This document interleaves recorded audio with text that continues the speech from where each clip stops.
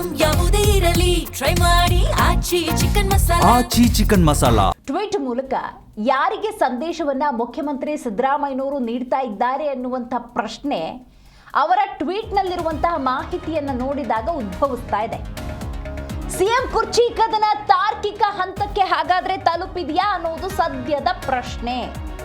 ಸಿದ್ದರಾಮಯ್ಯನವರು ಮಾಡಿರುವಂತಹ ಆ ಟ್ವೀಟ್ನಲ್ಲಿ ನೀವು ಹಲವಾರು ವಿಚಾರಗಳನ್ನು ಗಮನಿಸಬಹುದು.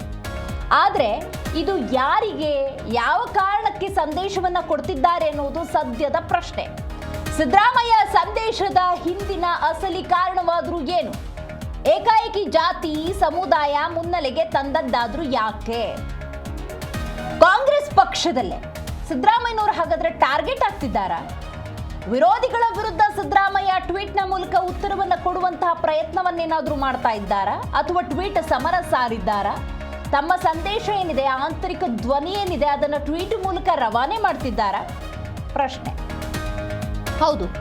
ಹಾಗಾದ್ರೆ ಸಿದ್ದರಾಮಯ್ಯನವರು ಮಾಡಿರುವಂತಹ ಟ್ವೀಟ್ನಲ್ಲಿ ಏನಿದೆ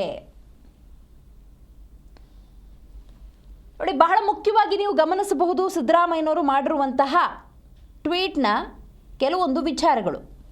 ಕುರಿ ಕಾಯುತ್ತಿದ್ದವನು ಸಿಎಂ ಆದದ್ದೇ ಪಟ್ಟಭದ್ರರ ಕಣ್ಣು ಕೆಂಪಾಗಲು ಕಾರಣ.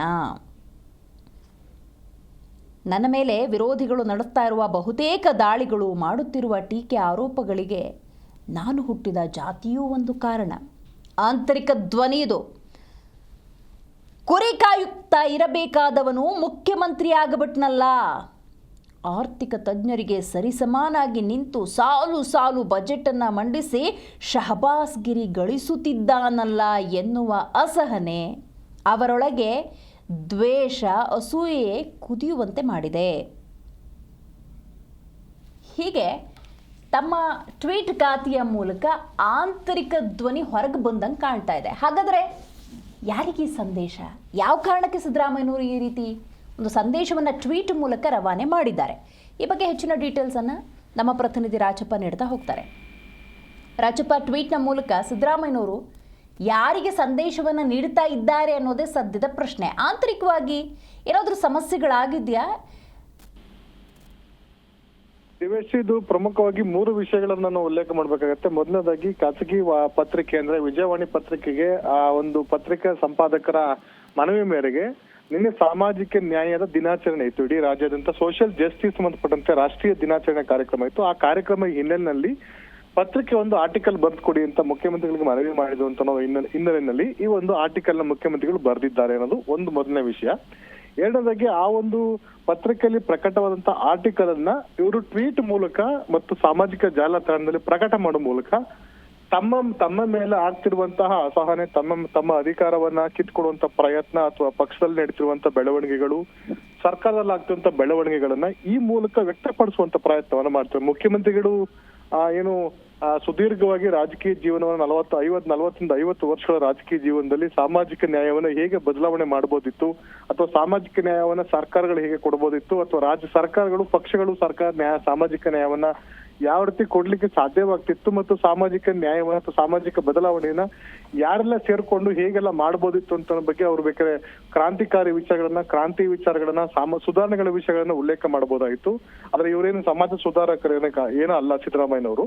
ಆದ್ರೂ ಸಹ ಸರ್ಕಾರದ ಭಾಗವಾಗಿ ನಾನು ಏನೆಲ್ಲ ಮಾಡಿದ್ದೀನಿ ಇಲ್ಲಿ ಈ ಒಂದು ಆರ್ಟಿಕಲ್ ಅನ್ನ ಅವರು ಬಳಸ್ಕೊಂಡು ಅಥವಾ ಈ ಒಂದು ಸಂದರ್ಭವನ್ನ ಬಳಸ್ಕೊಂಡು ತಮ್ಮ ಮೇಲೆ ಆಗ್ತಿರುವಂತ ಅನ್ಯಾಯಗಳು, ತಮಗಾಗಿರುವಂತ ನೋವು, ಮುಖ್ಯಮಂತ್ರಿಯಾಗಿ 7-8 ವರ್ಷಗಳ ಕಾಲ ಮುಖ್ಯಮಂತ್ರಿ ಆಗಿದ್ದಾರೆ, 2 ಬಾರಿ ಉಪಮುಖ್ಯಮಂತ್ರಿ ಆಗಿದ್ದಾರೆ, ಸುಮಾರು 30 ವರ್ಷಕ್ಕೂ ಹೆಚ್ಚು ಕಾಲ ಮುಖ್ಯ ಸಚಿವರಾಗಿ ಅಧಿಕಾರ ಅನುಭವಿಸಿದ್ದಾರೆ, 10 ವರ್ಷ ಕಾಲ ವಿಪಕ್ಷ ನಾಯಕರಾಗಿ ಅಧಿಕಾರ ಅನುಭವಿಸಿರುವಂತ ಮುಖ್ಯಮಂತ್ರಿಗಳು ನನಗೆ ಇನ್ನೂ ಅನ್ಯಾಯ ಆಗ್ತಿ ಅಂತ ಹೇಳ್ತಾರೆ ಅಂತಂದ್ರೆ ಅವರೇ ಹೇಳ್ತಾರೆ ಅಂತ ಹೇಳಿದ್ರೆ, ನಾಳಿನ ದೊರೆನೇ ನನಗೆ ಅನ್ಯಾಯ ಆಗ್ತಿ ಅಂತ ಹೇಳ್ತಿದ್ರೆ ಇದು ಬೇಲಿನೇ ಎದ್ದು ಹೊಲ ಮೇದಂತ ಆಗ್ತಿದೆ.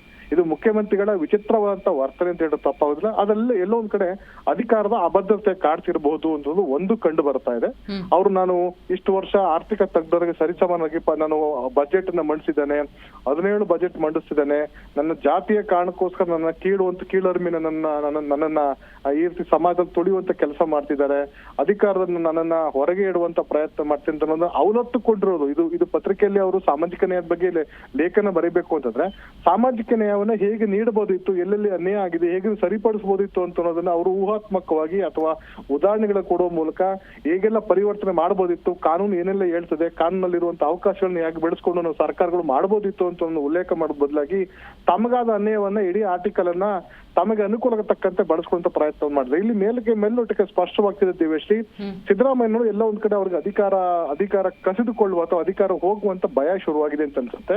ಆ ಒಂದು ಕಾರಣಕ್ಕೋಸ್ಕರ ಈ ಆರ್ಟಿಕಲ್ ನ ಪಬ್ಲಿಷ್ ಮಾಡಿದ್ದಾರೆ ಮತ್ತು ಆ ಆರ್ಟಿಕಲ್ ಪಬ್ಲಿಷ್ ಮಾಡಿ ಅದನ್ನ ಟ್ವೀಟ್ ಮಾಡುವ ಮೂಲಕ ಸಾಮಾಜಿಕ ಜಾಲತಾಣಗಳಲ್ಲಿ ಪ್ರಕಟ ಮಾಡುವ ಮೂಲಕ ಎಲ್ಲ ಒಂದ್ ಕಡೆ ಅನುಕಂಪವನ್ನ ಗಿಟ್ಟಿಸುವಂತದ್ದು ಮತ್ತು ಸಮುದಾಯಗಳನ್ನ ಎತ್ತಿಕಟ್ಟುವ ಕೆಲಸವನ್ನ ಸಿದ್ದರಾಮಯ್ಯ ಮಾಡುವ ಪ್ರಯತ್ನವನ್ನ ಮಾಡ್ತಿದ್ದಾರೆ ಅಂತ ಮೇಲ್ನೋಟಕ್ಕೆ ಕಂಡು ಬರ್ತಾ ಇದೆ.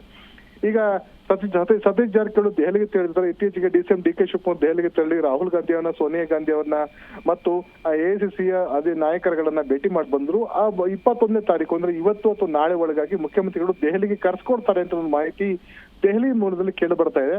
ಅಂತಹ ಸಂದರ್ಭದಲ್ಲಿ ಸಿದ್ದರಾಮಯ್ಯವರು ಈ ಒಂದು ಆ ಟ್ವೀಟ್ ಅನ್ನ ಅಥವಾ ಆರ್ಟಿಕಲ್ ನ ಪಬ್ಲಿಷ್ ಮಾಡೋ ಮೂಲಕ ಏನೋ ಸಂದೇಶ ಕೊಡುವನ್ನ ಪಕ್ಷದ ವರಿಷ್ಠರಿಗೆ, ಪಕ್ಷದ ನಾಯಕರುಗಳಿಗೆ, DCM DK ಶಿವಕುಮಾರ್ ಅವರಿಗೆ ಅಥವಾ ಮಲ್ಲಿಕಾರ್ಜುನ್ ಖರ್ಗೆ ಅವರಿಗೆ ಏನೋ ಸಂದೇಶ ರವಾನೆ ಮಾಡುವಂತ ಪ್ರಯತ್ನವನ್ನ ಮಾಡ್ತಿದ್ದಾರೆ ಅಂತ ಮೇಲ್ನೋಟಕ್ಕೆ ಕಂಡು ಬರ್ತಾ ಇದೆ. ಹಾಗಾಗಿ ನಿಜಕ್ಕೂ ಸಿದ್ದರಾಮಯ್ಯವರು ಹತಾಶವಾಗಿ ಈ ತರ ಒಂದು ಆರ್ಟಿಕಲ್ ಪಬ್ಲಿಷ್ ಮಾಡಿದಾರ ಅಥವಾ ಅಧಿಕಾರ ಕಳೆದುಕೊಳ್ಳುವ ಭೀತಿಯಿಂದ ಆರ್ಟಿಕಲ್ ಅನ್ನ ಪಬ್ಲಿಷ್ ಮಾಡಿ ಅದನ್ನ ಸಾಮಾಜಿಕ ಜಾಲತಾಣದಲ್ಲಿ ಅಪ್ಲೋಡ್ ಮಾಡಿದಾರ ಅಥವಾ ಮುಂದಿನ ದಿನಗಳಲ್ಲಿ ಸಿದ್ದರಾಮಯ್ಯ ಅಧಿಕಾರದ ಕಳ್ಕೊಳ್ಳುವಂತ ಏನಾದ್ರು ಅವ್ರಿಗೆ ಸಂದೇಶ ರವಾನೆಯಾಗಿದೆಯಾ, ಆ ಮೂಲಕ ನನ್ನ ಸಮುದಾಯವನ್ನ ಮತ್ತು ಪ್ರತಿ ಸಾರಿ ಸಿದ್ದರಾಮಯ್ಯವರಿಗೆ ಅಧಿಕಾರದ ಭೀತಿ ಉಂಟಾದಾಗ ಅಹಿಂದವನ್ನ ಮುಂದೆ ತರ್ತಾರೆ, ಜಾತಿಯನ್ನ ಮುಂದೆ ತರ್ತಾರೆ. ಇದು ಸಹ ಅದರ ಮುಂದುವರೆದ ಭಾಗ, ಅಸ್ತ್ರವನ್ನ ಪ್ರಯೋಗ ಮಾಡುವಂತ ಸಾಧ್ಯತೆ ಇದೆ ಅಂತ ನಾವು ಒಂದು ವಿಶ್ಲೇಷಣೆ ನಡೀತಾ ಇದೆ ದಿವ್ಯಶ್ರೀ.